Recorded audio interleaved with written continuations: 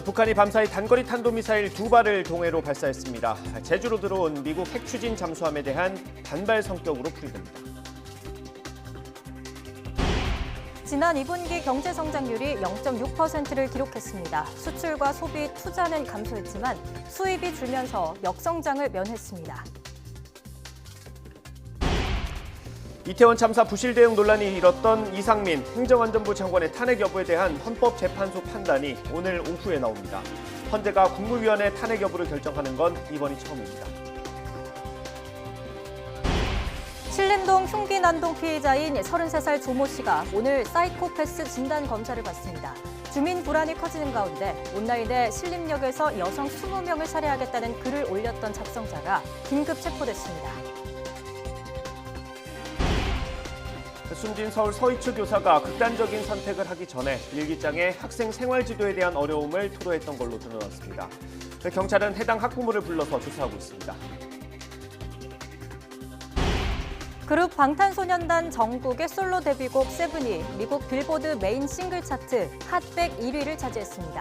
K-팝 솔로 가수의 핫100 1위는 같은 팀 멤버 지민에 이어서 정국이 두 번째입니다.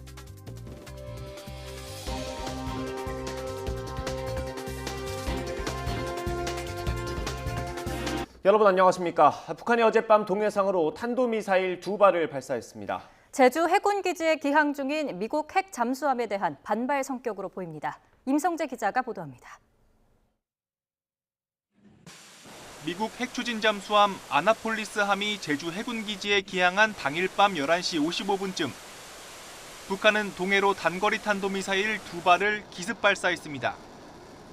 평양 일대에서 쏜 미사일은 400여 킬로미터를 비행한 뒤 동해에 떨어졌습니다. 북한은 한미 확장 억제 협의체인 핵협의그룹 NCG 출범과 미국 전략 핵잠수함 SSBN 켄터키함의 기항 이후 기습 도발을 이어오고 있습니다.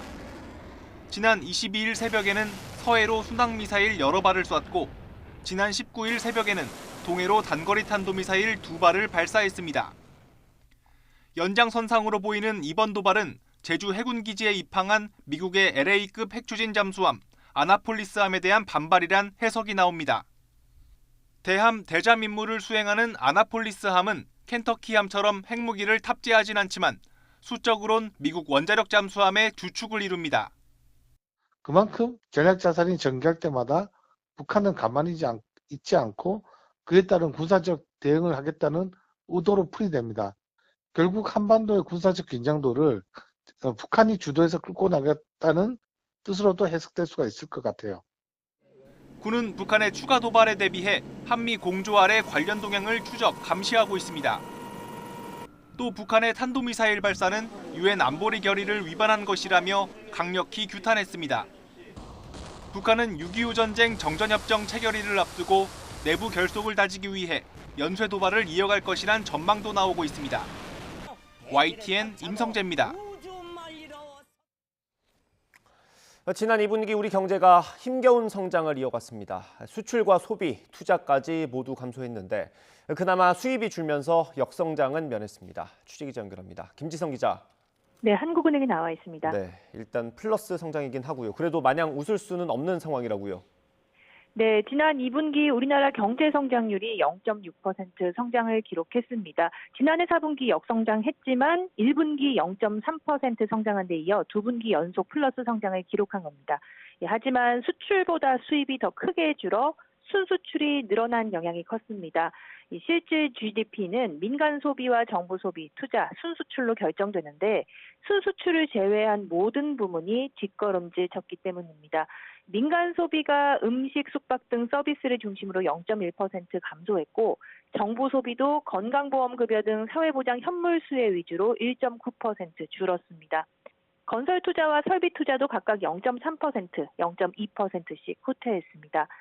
수출은 반도체와 자동차 등이 늘었지만 석유 제품과 운수 서비스 등이 줄어 1.8% 감소했습니다. 수입은 원유, 천연가스 등을 중심으로 4.2% 급감했는데 이렇게 수출보다 수입 감소폭이 더 커 순수출이 는 겁니다. 실제로 2분기 성장률에 대한 항목별 기여도를 보면 순수출만 1.3%포인트 끌어올렸고 민간 소비와 정부 소비, 건설 투자는 모두 악영향을 줬습니다. 한국은행은 자동차와 반도체 수출, 또 제조업 생산이 증가한 점을 고려하면 우리나라 경제 상황이 그동안의 부진에서 조금씩 완화되고 있다고 평가했습니다. 또 2분기에 일시적인 요인으로 소비가 줄었다며 앞으로는 소비도 완만한 회복세를 보일 거로 내다봤습니다. 지금까지 한국은행에서 YTN 김지선입니다. 행정안전부 이상민 장관의 탄핵 심판 결과가 오늘 오후 2시에 나옵니다. 이태원 참사 발생과 대응하는 과정에서 얼마나 법을 위반했는지가 쟁점으로 꼽힙니다. 현장에 취재기자 나가 있습니다. 홍민기 기자. 네, 헌법재판소에 나와 있습니다. 네, 2시까지는 아직 시간이 좀 남았고요. 현장 분위기는 어떻습니까? 네, 선고까지는 이제 2시간 정도가 남았는데 헌법재판소는 현재 차분한 분위기입니다. 헌재는 잠시 뒤 2시 이상민 행정안전부 장관의 탄핵 심판 사건을 선고합니다. 지난 2월 국회가 이 장관의 탄핵 소추안을 의결한 지 167일 만이고 지난해 10월 29일 이태원 참사가 일어난 뒤로는 269일 만입니다.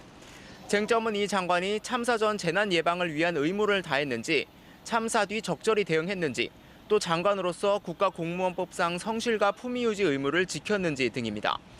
다만 의무를 다하지 않았다고 해서 곧바로 탄핵안이 인용되는 것은 아니고 이 장관을 파면할 만한 중대한 법 위반 사항이 있었다는데 재판관들이 동의해야 합니다. 4차례에 걸쳐 열린 공개 변론에서 청구인인 국회 측은 이 장관이 수많은 인파를 예상하고도 대비하지 않았고 참사 직후에도 중앙사고수습본부를 소집하지 않는 등 행안부 장관으로서 핵심 의무를 다하지 않았다고 주장했습니다. 반면 피청구인 이 장관 측은 행안부 공무원의 잘못을 장관이 모두 뒤집어 쓰는 건 옳지 않고 헌법을 중대하게 위반한 잘못도 없는데 파면하는 건 법치주의에 어긋난다고 반박했습니다. 그동안 행안부 재난안전본부장과 소방청, 경찰청 관계자 등 4명이 증인으로 나왔고 마지막 변론 기일엔 유족도 참고인으로 나와 이 장관의 탄핵을 촉구했습니다.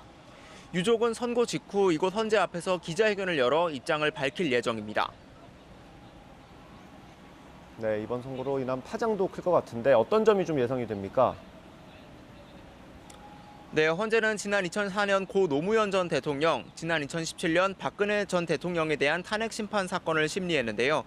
현직 국무위원에 대한 탄핵 심판은 이번이 처음입니다. 유남석 헌법재판소장이 선고 결과가 담긴 주문을 읽을 예정인데 피청구인인 이상민 장관과 소추위원인 김도욱 법제사법위원장은 모두 출석하지 않을 걸로 보입니다. 이종석 재판관을 중심으로 한 헌법재판관 9명 가운데 6명 이상이 동의하면 이 장관은 즉시 파면됩니다. 하지만 4명 이상이 반대하면 탄핵안은 기각되고 이 장관은 직무정지 160여일 만에 업무에 복귀하게 됩니다.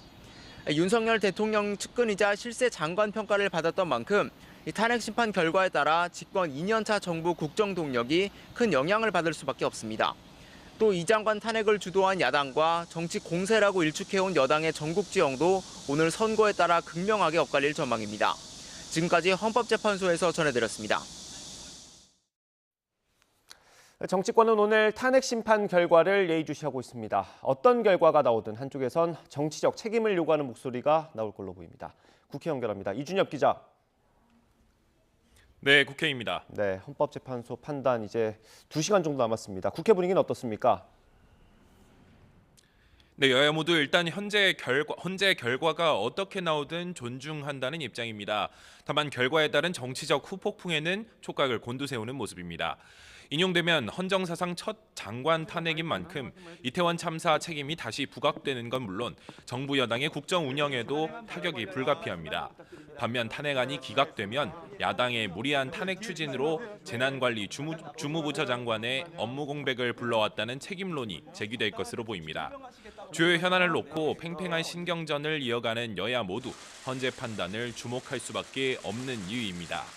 선고를 앞두고 여당은 기각이 법치 상식에 맞는다고 생각한다며 탄핵 심판 결과에 따라 민주당은 국민 앞에 용서를 구해야 할 것이라고 주장했습니다. 하지만 민주당은 재판관들의 성향이 기울어졌다며 기각을 염려하면서도 헌법적 관점에서는 인용이 당연하다고 강조했습니다. 탄핵 심판의 결과에 따라서 주무장관의 손발마저 묶어버리고 단 한 점의 보고마저도 하지 못하게 만들어버린 민주당은 그 상황에 대해서 국민 앞에 용서를 구하고 정치적 책임도 져야 할 것이라고 생각합니다. 효율적으로 재난을 예방하지도 못했고 또 재난이 발생한 후에도 신속한 처리가 안 되었고 등등을 비춰보면 이거는 정무직 공직자에게 이러한 참사에 대한 책임을 지우는 것이 탄핵 결과는 수해 대응, 오염수 방류 문제, 양평고속도로 등 쟁점 사안을 둘러싼 국회 주도권 다툼에도 영향을 끼칠 것으로 보입니다. 네, 수해 대책 관련 법안 처리는 어떻게 되고 있습니까? 네, 우선 여야는 내일 수해 복구 지원 방안을 논의하는 TF 첫 회의를 열 예정입니다. 도시침수법 제정안 등 관련 법이 산적한 환노위 전체 회의도 오는 28일에서 내일로 앞당겼습니다. 앞서 박정 환노위원장 등이 베트남으로 출국하며 논란이 일자 오늘 새벽 조기 귀국하고 관련 논의에 속도를 내기로 한 겁니다. 여야는 이틀 동안 심사에 박차를 가해 모레 열리는 본회의에서 일부 법안이라도 처리하기로 했습니다. 거론되는 법안은 주요 지방하천에 대한 국가 관리 책임을 강화하는 하천법 개정안 등 최소 5개입니다. 다만 여당은 지류 지천, 정비를 강조하고 있고 야당은 추경 편성 필요성에 방점을 찍는 등 몇 가지 사안에선 서로 엇갈리는 모습입니다. 이런 가운데 여야 지도부는 수해 복구 현장에서 봉사활동을 이어가고 있습니다. 어제 충북 청주를 찾았던 국민의힘 지도부는 오늘은 전북 익산의 수해 현장을 찾았습니다. 김기현 대표와 당직자 등 400여 명이 비닐하우스 복구 작업을 도울 예정입니다. 더불어민주당은 이재명 대표를 비롯한 의원 120여 명과 당직자, 보좌진들이 충남 부여군 정동 자왕지구를 찾아 비닐하우스에서 죽은 수박과 멜론 줄기를 걷어내는 작업을 지원하고 있습니다. 일정에 동행하지 않는 의원들도 각자의 지역구에서 수해 복구 활동에 전념하기로 했습니다. 지금까지 국회에서 YTN 이준엽입니다.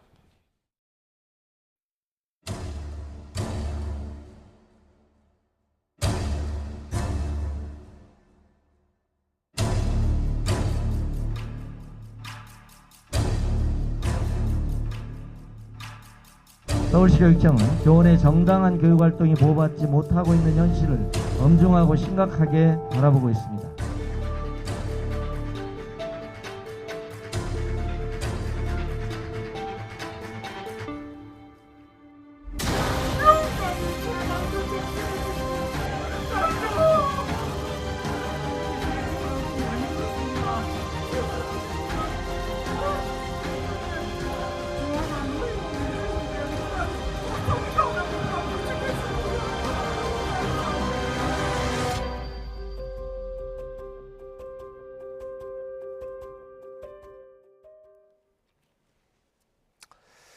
네, 초등학교 선생님이 극단적인 선택으로 숨진 이후 현장에선 악성 민원이 이제 일상이 됐다는 분노가 터져나오고 있습니다. 이번 의혹과 비슷한 일로 고통을 겪다가 세상을 등진 교사가 또 있다는 사실도 뒤늦게 알려졌습니다. 이 교사의 아버지는 보신 것처럼 서울시 교육감과 교원단체 기자회견장에 찾아와서 진상을 밝혀달라고 눈물로 호소했습니다. 직접 들어보겠습니다. 제 딸도 그렇게 똑같이 죽었습니다. 교육감이 제발 좀 들어주세요. 우리 딸도 6개월 전에 이렇게 제 딸도 같이 이어서 같이 조사해주세요, 선생님. 애가 장기 교무실 수업 마치고 교무실 갔다 온 사이에 3명이 1명을 괴롭혔는데 그 4명을 이제 이렇게 학부모들하고 소통하는 과정에서 그 가해 학생의 한 부모가 지속적으로 이렇게 옷을 벗기겠다, 다시는 교단에 못 세우겠다, 콩밥을 먹이겠다, 뭐 이런 식으로 해갖고 한 달 동안 그런 걸 겪고 우울증이 너무 심해가지고 요양시키려고 그 다음날 저 거제도 펜션 예약에 그쪽 가려고 했는데 그 전날에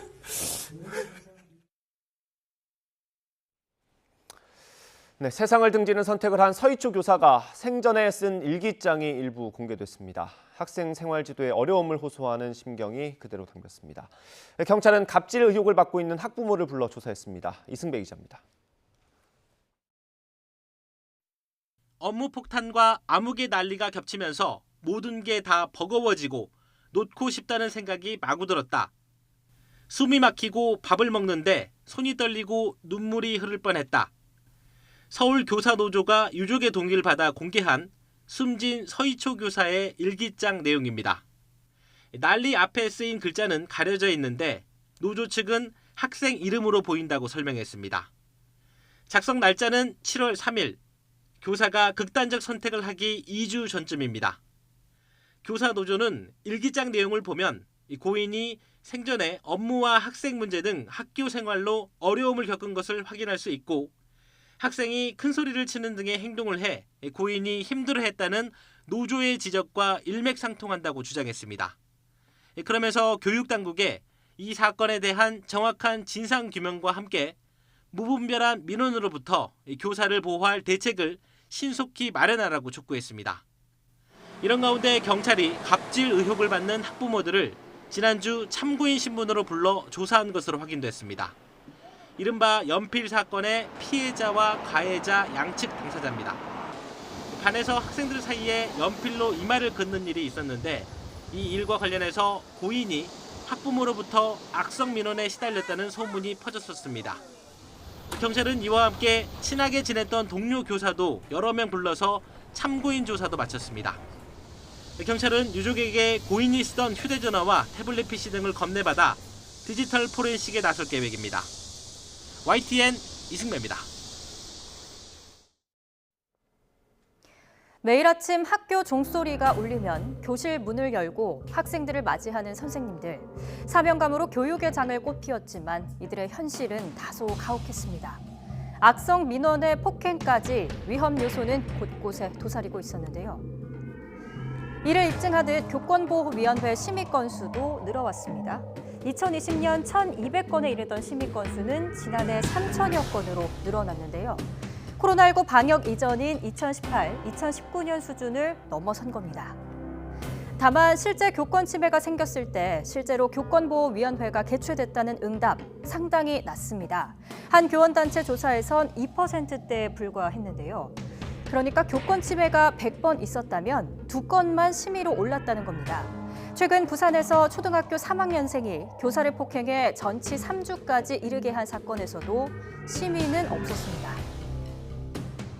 이 때문에 교육당국은 교사의 요청 시 보호위원회를 의무 개최하는 등 소집 요건을 확립하고 처벌 대상에 학부모를 포함시켜서 교권위원회 역할을 강화하기로 했는데요.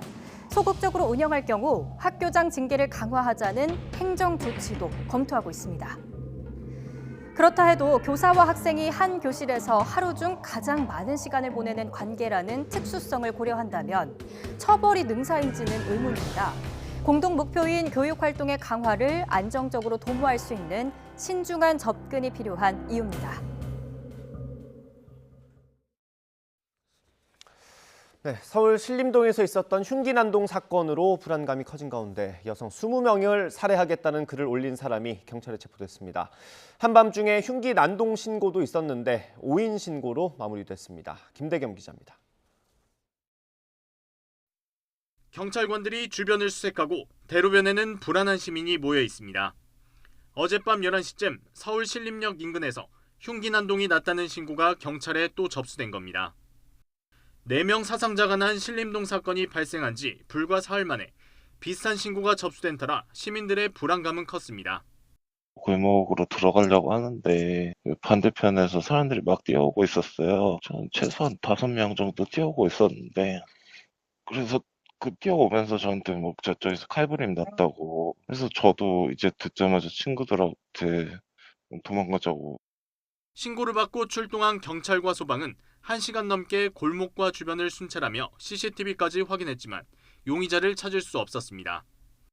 저희 공동대응으로 나간 건데 저희는 특별한 거는 없었거든요. 신고 내용에 비해서 그 경찰한테 한번 문의 한번 해보세요. 결국 경찰은 5인 신고로 사건을 종결했습니다. 온라인에 신림동 여성 살해 예고글을 올린 용의자 A씨는 긴급 체포됐습니다. 전날 인터넷 커뮤니티에는 흉기를 구매한 내역과 함께 내일 신림역에서 한국 여성 20명을 살해하겠다는 내용의 게시글이 올라왔습니다. 이후 경찰 수사가 시작되자 A씨는 글을 삭제하고 112 신고로 자수 의사를 밝혔습니다. 경찰은 A씨를 상대로 자세한 범행 동기를 수사하고 있습니다. YTN 김대겸입니다.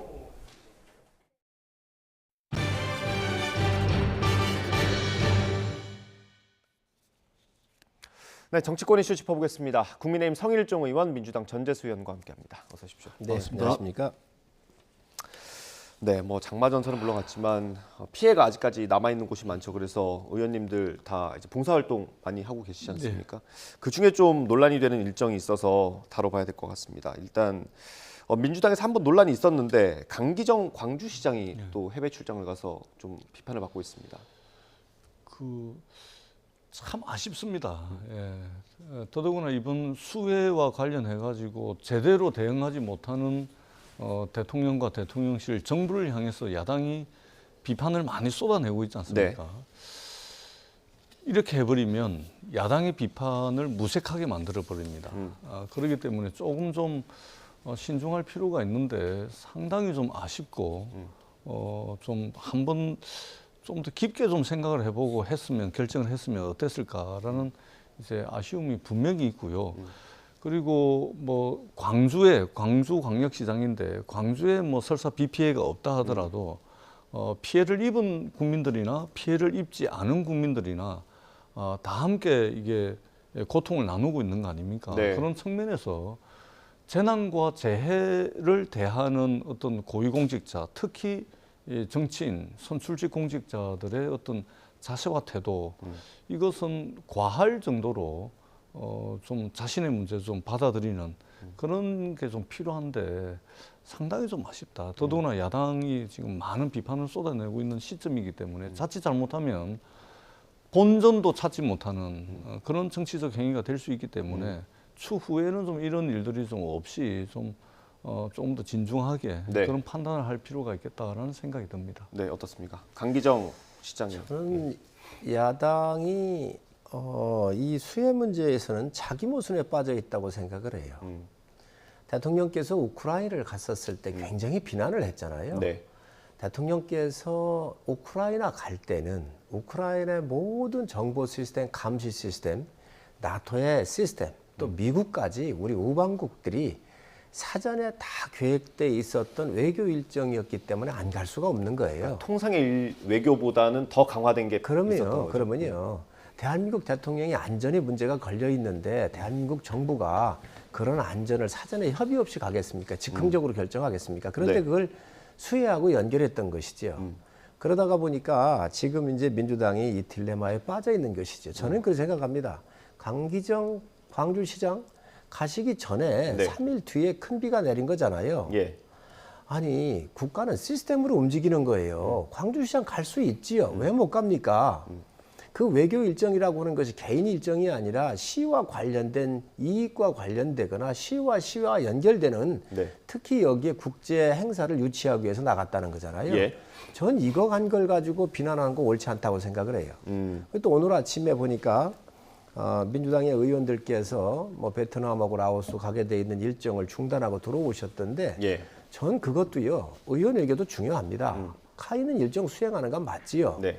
모든 것을 국민 감정에만 이게 맞추다가 보면 국가는 큰 시스템으로 돌아가는 거잖아요.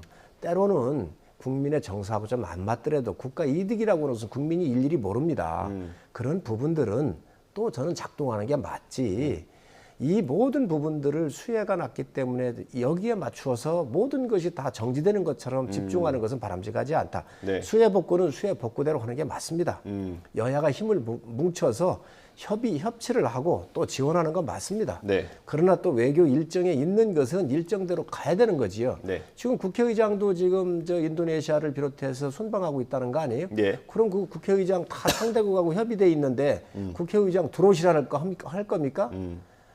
큰 국가적 측면에서 시스템대로 돌아가는 것은 하도록 하는 것이 우리 대한민국 선진화된 나라에서 저는 맞다고 보고 예. 또 이제 대통령을 중심으로 해서 수해 복구에 여야 없이 다 구슬땀을 흘리고 지원하는 것 또한 맞다고 생각을 합니다. 예.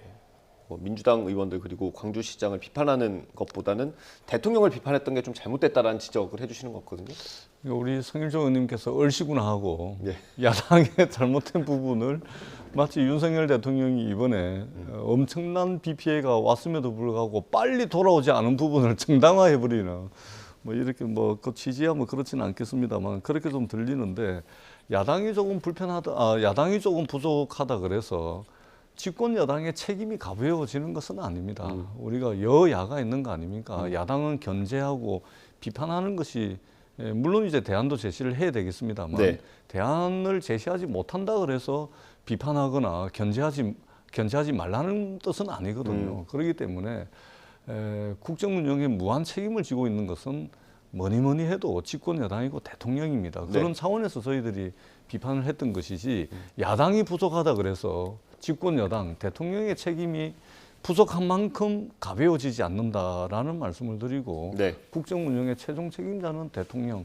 집권 여당이다라는 말씀을 드립니다. 그럼에도 불구하고 그렇기 때문에 야당은 뭐 부족해도 된다 이렇게 제가 말씀드리는 건 아닙니다. 아쉬운 부분은 분명하게 제가 이제 비판을 하고 그럼에도 불구하고 집권 여당의 책임은 더 강조해도 지나치지 않다 이 말씀을 드리는 것입니다. 두 분의 기준이 다른 것 같아요. 네. 집권 여당의 무한 책임이라고 하는 말은 100% 동의를 해요.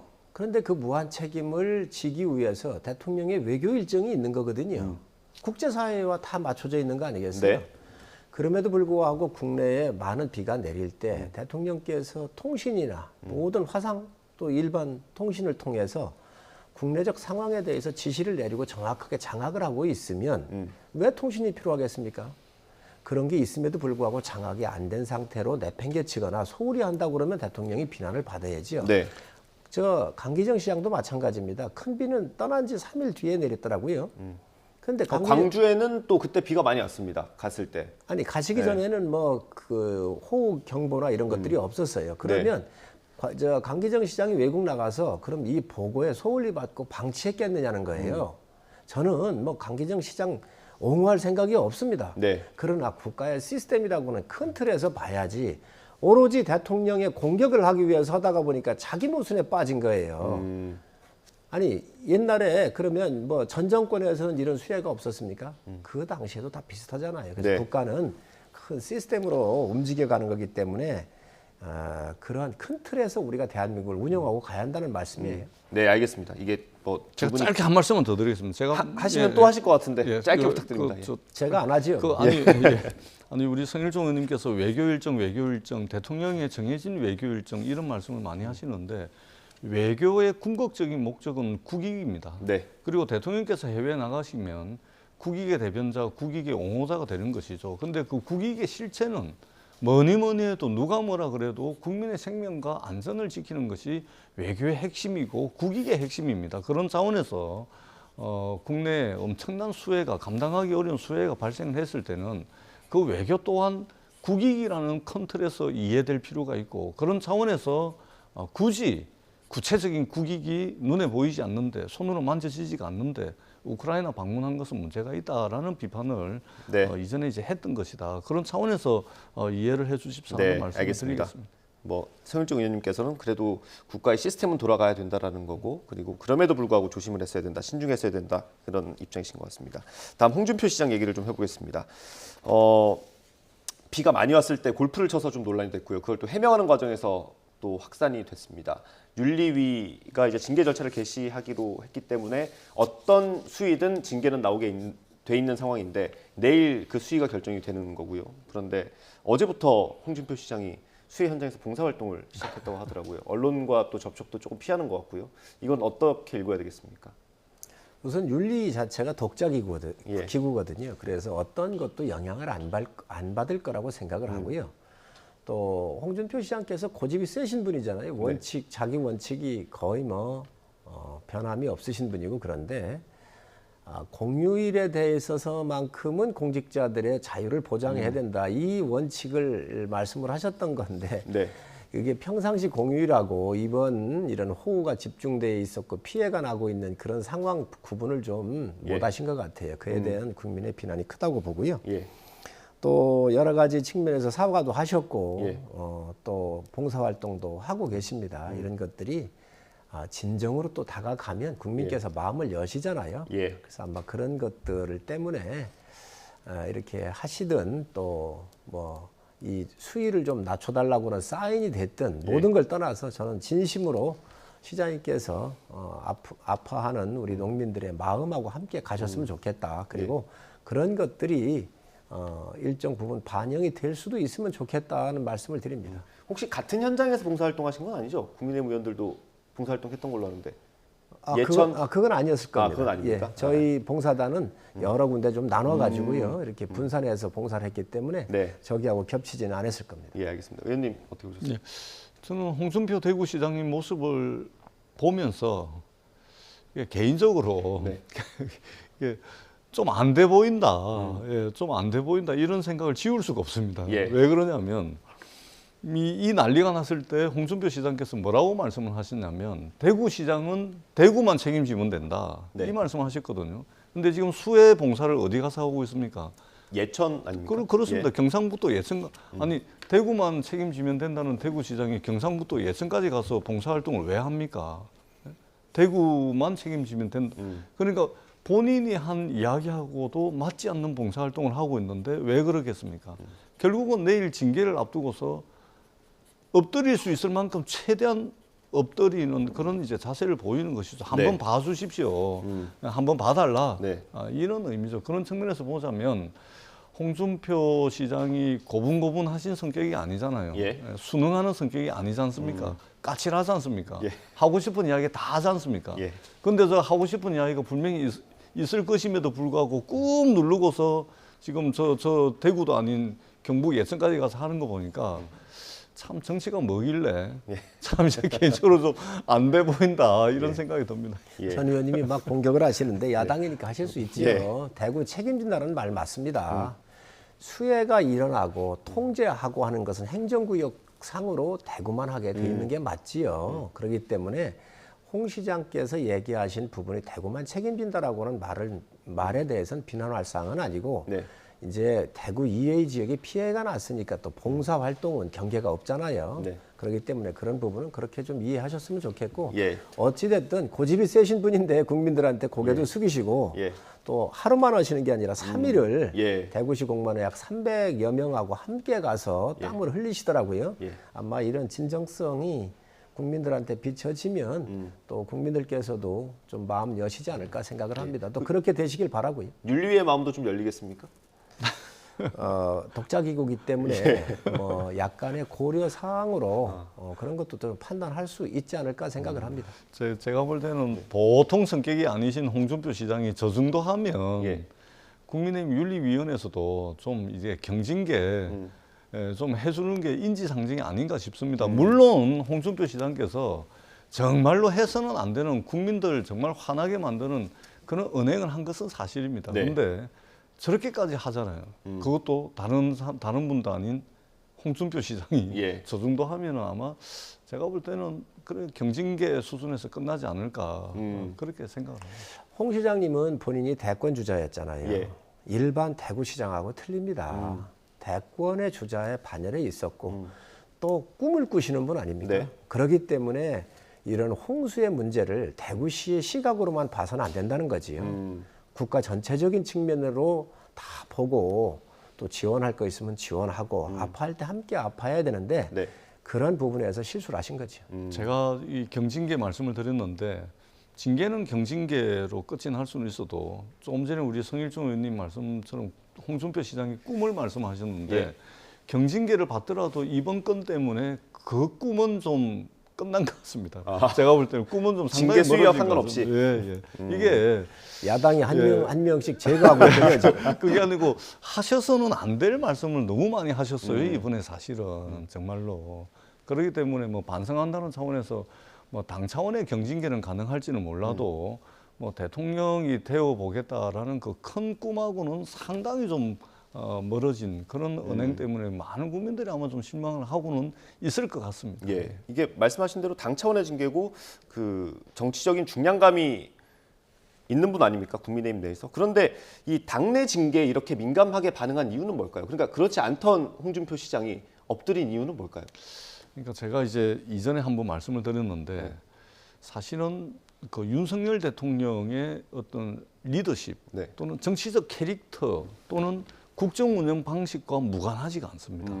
그러니까 윤석열 대통령 쭉 봐오시면 제가 이제 야당 국회의원으로서 대통령의 리더십을 폄훼하려고 하는 것이 아니고 객관적으로 지켜봤을 때 그런 겁니다. 예를 들면 정치적으로 경쟁했던 사람들 다 날리고 있지 않습니까? 이준석, 유승민, 안철수, 나경원, 야당에는 또 이재명 대표까지.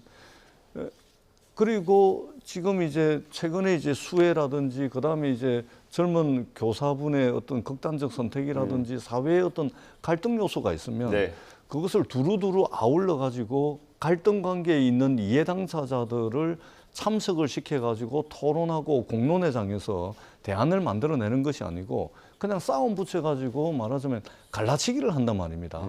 이런 캐릭터로 볼 때 아마 윤석열 대통령 입장에서 홍준표 시장을 유심히 보고 있었을 겁니다. 최근에 이제 마음에 안 드는 이제 쓴소리도 좀 하고 그래서 아마 호시탐탐 홍준표 시장을 아마 어떻게 제킬까 이런 생각을 하고 있었는데 딱 걸린 거예요. 그거를 홍준표 시장이 말하자면 그런 어떤 정치적 시그널을 파악을 한 거죠. 그러다 보니까 야 이게 그냥 단순한 당내 징계가 아니다. 이것은 대통령의 의중이 반영된 거다. 그렇기 때문에 이번에 자기 성질대로 갔다가는 이건 끝장날 수 있겠다라는 정치적 판단을 한 거예요. 그러지 않고서야 천하의 홍준표 시장이 저렇게 하겠습니까? 저렇게 안 하죠. 우리 전 의원님께서 그 향후의 대권 주자들을 대통령님께서 그냥 하나씩 제거해 주시기를 간절히 소망하고 있는 것처럼 말씀이 들리는데요. 대통령께서 어느 분을 제거를 하겠습니까? 대권 주자는요. 본인이 크는 거예요. 본인이 만들어가는 거예요. 본인이 실수 안 하고 본인이 비전 제시를 하고 또 이러한 큰 수혜 같은 거 났었을 때 본인한테 기회가 될수록 진심을 다해서 국민한테 다가가는 모습이 필요한 것이지요. 그런 면에서 볼 때 홍 시장이 실수했다고 봅니다. 알겠습니다. 아니 이준석 대표 제거했잖아요. 유승민 대표 제거했지 않습니까? 안철수 나경원 제거한 거 아닙니다. 본인들이 다 극복하고 본인들이 다 대답을 하고 갈 사항이지. 제거를 했다 그래서 무슨 어떻게 한 것이 아니고 정치적 제거. 말하자면 정치적으로 말하자면 기반을 뺏은 건 사실이죠. 멀쩡한 당 대표 몰아내고 유승민 대표 저런 식으로 유승민 대표 본인이 경기지사 나가서 본인이 이겨야 되는 목이 본인의 목인 거고요. 또 이 대표 같은 경우도 지금 여러 가지 일이 있었지만 본인이 극복해야 할 부분도 또 있지 않습니까? 그러니까 봉건 영조 시대나 절대 왕정 시대나 군왕의 시대에는 하늘의 태양이 두 개일 수는 없지만 근대 민주주의 체제에서는 하늘의 태양이 3개, 4개, 10개일 수도 있는 거거든요.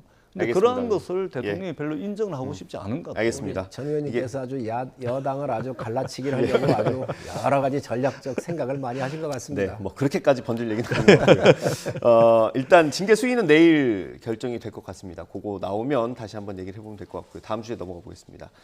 국회 윤리심사자문위원회가 이제 국회의원들의 코인 거래 내역을 신고를 받지 않았습니까? 그 중에 이제 권영세 지금 장관이죠. 장관이 좀 논란이 되고 있는 것 같습니다. 민주당에선 김홍걸 의원도 있고요. 일단 민주당에선 권영세 장관의 윤리위 제소를 촉구하고 있습니다. 이건 어떻게 받아들이십니까?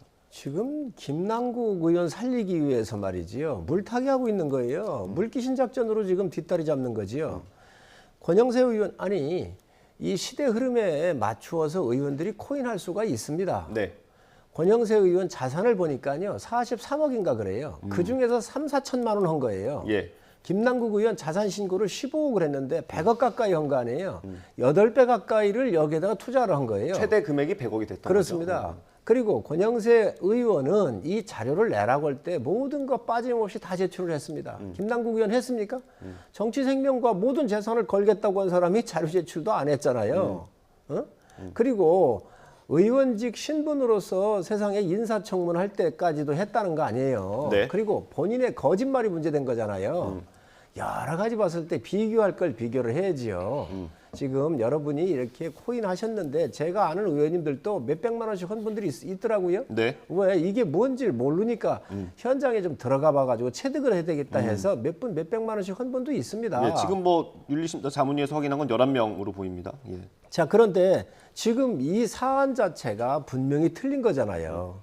그런데 이거를 윤리가 어떤 기능에 의해서 이렇게 이러한 비밀을 유지해야 되고 이거 누설하면 안 되는 거잖아요. 그런데 이런 걸 마음대로 누설을 하고 그리고 이것을 물타기 해가지고 김남국 의원 제명을 막으려고 하는 거는 정말 잘못된 정치입니다. 예, 요거 하나만 더 여쭤보고 발언 드릴게요. 지금 국민의힘에서 윤리심사 자문위원회를 고발한다고 하더라고요.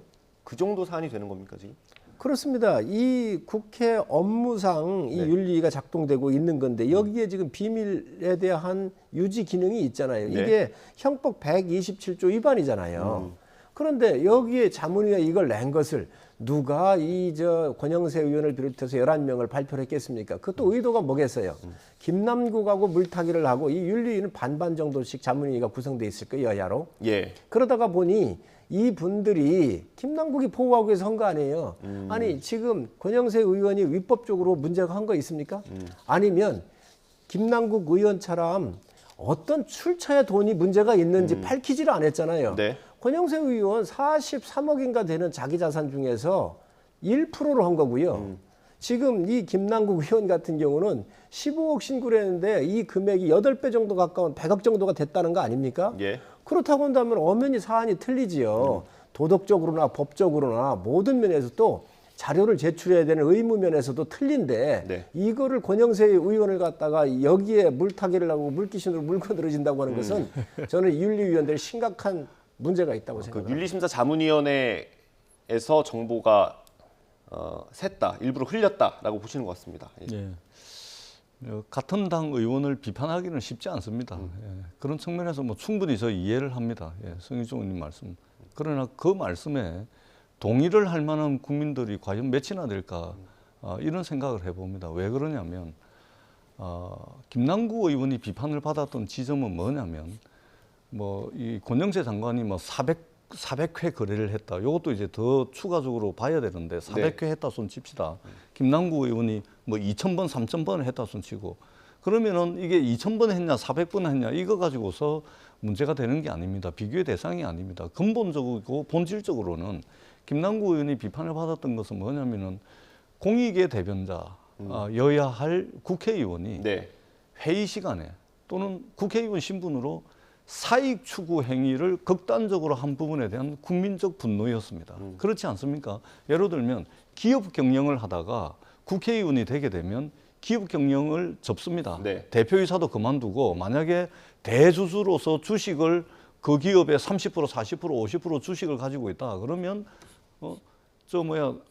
주식 백지 신탁을 해가지고 기업 경영을 하지 않습니다. 그것은 왜 그러냐면 국회의원은 기업 활동 이런 등등을 통해 가지고 사익 추구 행위를 통해 가지고 돈을 벌기 위해서 국회의원을 하지 않기 때문에 그러는 거 아닙니까? 즉 사익 추구가 국회의원의 주 활동이 아니고 공익 추구 활동이 국회의원의 본연의 역할이라는 이유 때문에 김남국 의원이 많은 국민으로부터 실망과 분노를 자아냈던 겁니다. 그런 본질적 측면에서 보자면 권영세 국회의원 그리고 국회의원을 넘어서서 또 일국의 국무위원까지 하셨던 분이 이렇게 한 부분에 대해서 김남국과 틀리다. 그러니까 다르게 봐야 된다. 본질적으로 똑같은 겁니다. 사익 추구 행위죠. 그렇기 때문에 그렇게 말씀을 하시면 국민들이 납득하기 어렵다. 이 말씀을 드리고요.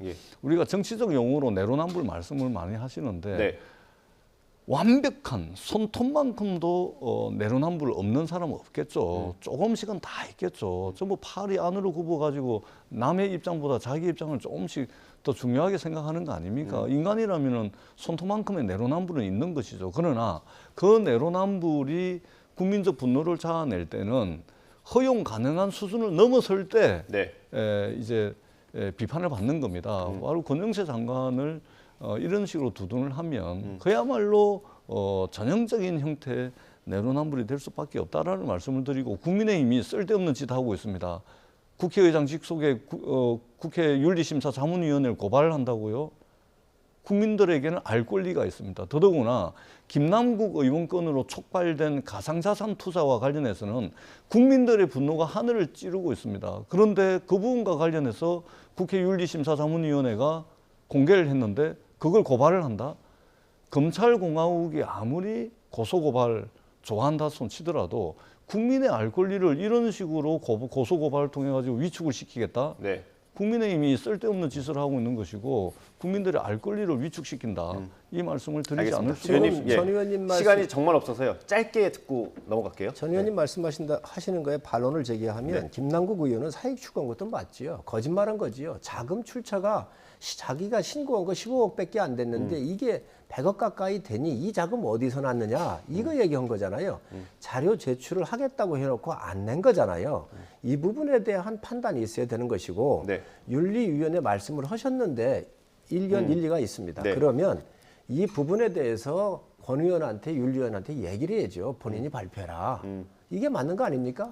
여기는 비밀 유지에 대한 책임이 있는 겁니다. 그렇기 때문에 그걸 믿고 의원들이 낸 거고요. 거기에서 문제가 있으면 이런 문제점이 있으니까 본인이 발표라고 해서 본인이 발표해 줄 거 아닙니까?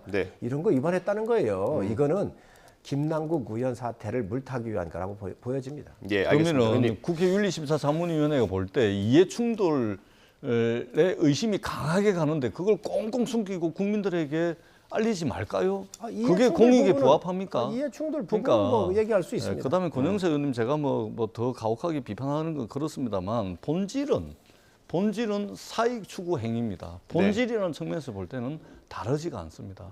같은 기준과 잣대를 적용해 주십사 하는 말씀. 알겠습니다. 시간이 없어서 마지막 주제 다뤄보겠습니다.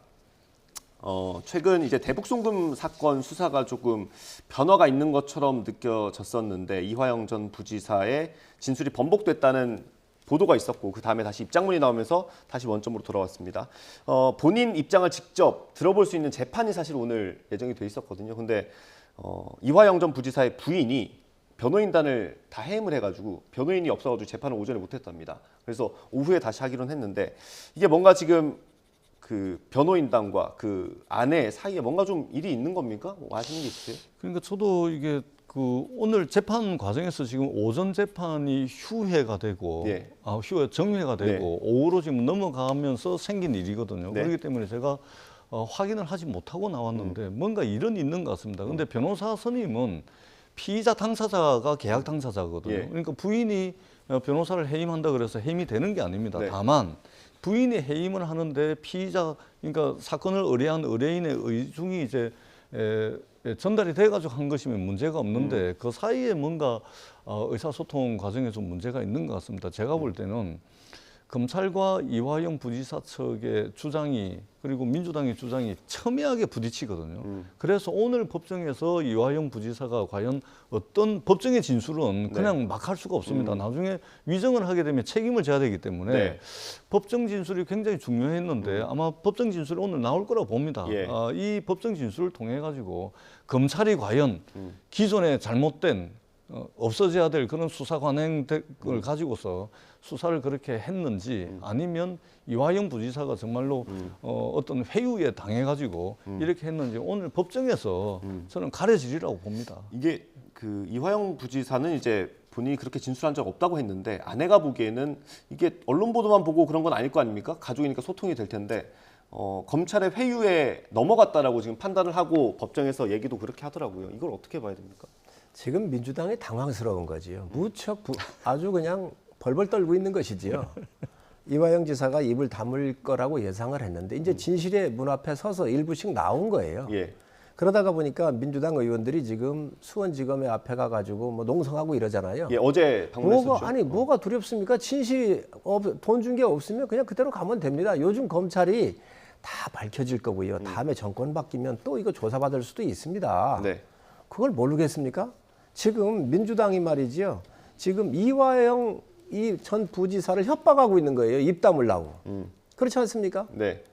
그리고 이 변호인 해임하는 것도 전 의원님 말씀하셨는데 본인만이 할 수 있잖아요. 부인이 한 거잖아요. 본인은 해임 의견이 없었다고 했습니다. 부인이 말이죠. 그리고 민주당의 의원이 이화영 전 부지사의 부인을 만나가지고 설득을 한 다음에 탄원서를 냈다는 거잖아요. 그 탄원서가 왜 민주당에 들어오죠? 법원으로 가야지요.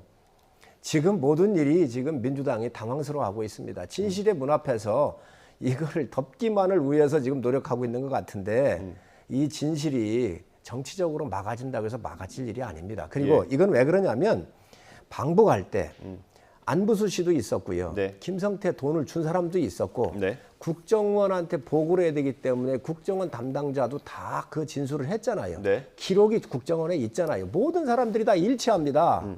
그리고 그에 일치하도록 하게 이화영 지사가 입장을 바꿨었는데 이게 모든 분들이 이제 다 맞아떨어지니까 민주당이 당황스러워서 네. 이화영 전 부지사 입 다물고 이재명 대표 보호해달라고 가서 압박하는 거라고 저는 생각하고 있습니다. 뭐 저희들이 뭐 당황할 거 하나도 없고요. 있는 그대로 하면 됩니다. 진실에 맞춰서 거기에 위법, 불법이 있다면 책임지는 것이고요. 그렇지 않고 잘못된 관행에 의해서 예를 들면 수사가 조작이 된다든지 이러면 검찰이 책임을 지는 것이 맞겠죠. 그리고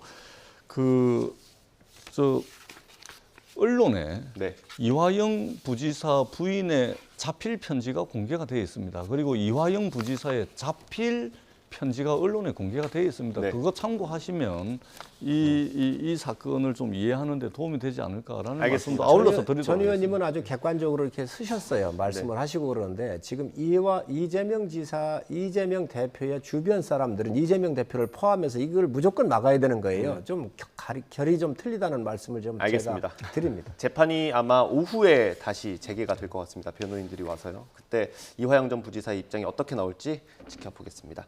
오늘 말씀 여기서 마무리하도록 하겠습니다. 성일종 의원, 전재수 의원과 함께했습니다. 감사합니다. 수고하셨습니다. 고맙습니다.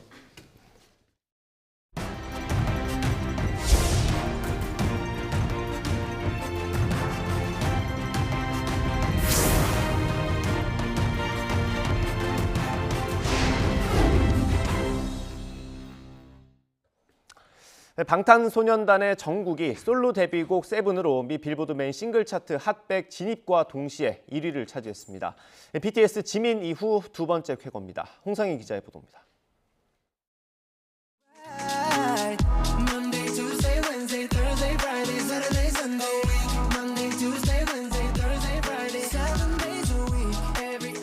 그룹 방탄소년단의 황금막내 정국이 K-팝 역사를 다시 썼습니다. 정국은 솔로 데뷔곡 세븐으로 미국 빌보드 메인 싱글 차트 핫백에서 진입과 동시에 1위를 차지했습니다. 빌보드는 현지 시각 24일 정국의 세븐이 컨트리 가수 제이슨 알딘의 Try That in a Small Town과 모건 월렌의 라스트 나잇을 제치고 1위에 올랐다고 밝혔습니다.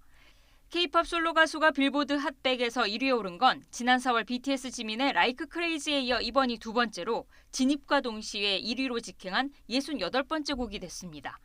정국의 이번 성과로 BTS는 비틀스, 블랙 아이드 피스 등과 함께 복수의 멤버가 솔로로 정상에 오른 9번째 팀으로 기록됐습니다. 정국은 글로벌 팬 플랫폼 위버스에 더 위로 가자는 짧은 글로 소감을 남겼습니다. 미국 내 음원 판매량과 스트리밍, 라디오 방송 횟수 등을 종합해 한 주의 순위를 정하는 빌보드 싱글 차트 핫백에서 정국의 세븐은 스트리밍 2,190만, 디지털 CD 판매량 15만 3천을 기록했습니다. 특히 빌보드가 다운로드 인정 횟수를 일주일에 4번에서 1번으로 줄였고 아티스트 공식 홈페이지 다운로드 수치를 집계 대상에서 제외해 문턱을 높인 가운데 이룬 성과로 의미가 큽니다. 완전체 활동을 중단하게 되면 개별 멤버의 굵기에 따라서 그룹 전체가 타격을 받는 경우가 있었는데 다양한 장르들의 음악들을 시도하고 있고 자신의 정체성을 따로 구축하고 있거든요. 기존의 K-팝이 가지고 있었던 한계를 극복했다는 겁니다.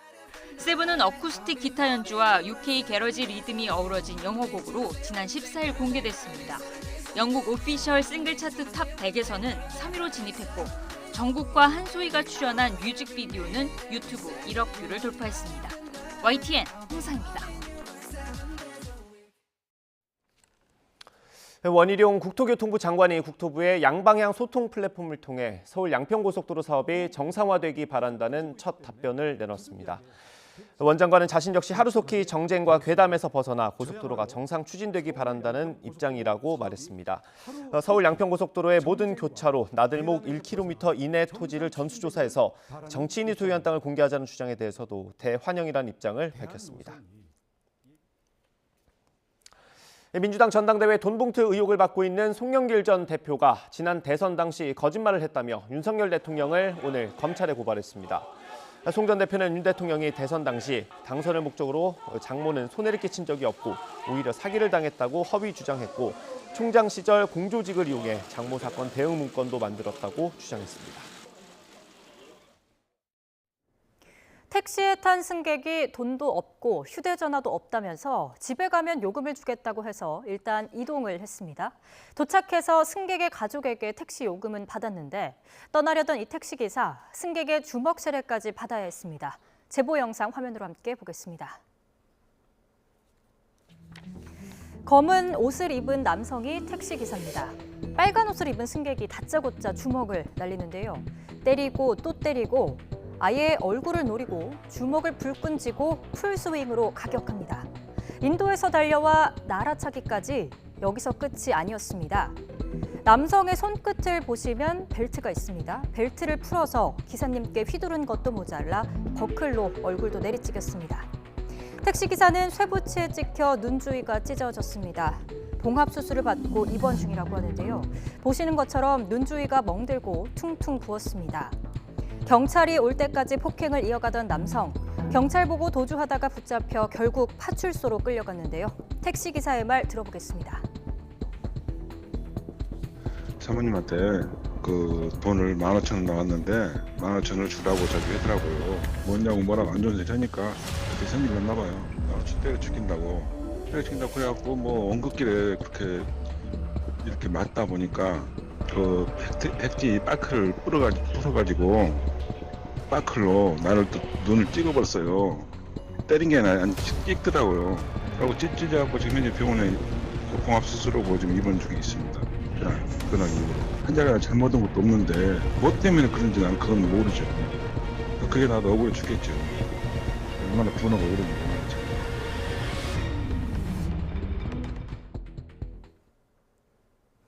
오늘 오전 9시 반쯤 서울 지하철 9호선 여의도역 내부 3번 출구 쪽에서 천장 누수가 발생하면서 해당 구간이 30분가량 통제됐습니다. 서울 메트로 측은 초동 조치를 마쳤다며 여의도역 위에서 진행되고 있는 신안산선 공사 중 누수가 발생한 거로 보인다고 설명했습니다. 곳곳에 산발적인 비가 내리고 있습니다. 지금은 강원과 경북, 전북 지방에 시간당 20mm 안팎의 강한 비가 집중되고 있는데요. 비구름은 낮 동안 점차 그 밖의 지역으로 확대하겠고 곳에 따라 시간당 30에서 50mm의 국지성 호우가 쏟아질 수 있겠습니다. 앞으로 전국 곳곳에 많게는 80mm가 넘는 비가 내리겠고요. 충청 이남 지방의 비는 오늘 밤이면 대부분 그치겠지만 수도권과 영서는 내일 오전까지 이어지는 곳도 있겠습니다. 오늘 비가 주춤하는 곳에서는 습도 높은 무더위가 나타나겠습니다. 전국 대부분 지역에 다시 폭염주의보가 내려진 가운데 오늘 낮 기온 살펴보면 서울 30도, 광주도 30도, 대구는 31도까지 오르겠습니다. 내일부터 금요일까지는 곳곳에 소나기가 자주 내리겠습니다. 이후 장맛비가 다시 내릴지는 태풍이 변수가 되겠는데요. 제5호 태풍 독수리는 중국 남동부에 상륙해 소멸하면서 우리나라는 태풍의 직접적인 영향을 받지 않겠습니다. 다만 태풍이 남긴 수증기가 장마전선에 유입되면서 이번 주말 중부지방에 강한 비를 뿌릴 가능성이 있습니다. 지금까지 날씨 정보였습니다. 이어서 뉴스 앤 이슈 2부가 방송됩니다. 저희는 잠시 뒤에 돌아오겠습니다.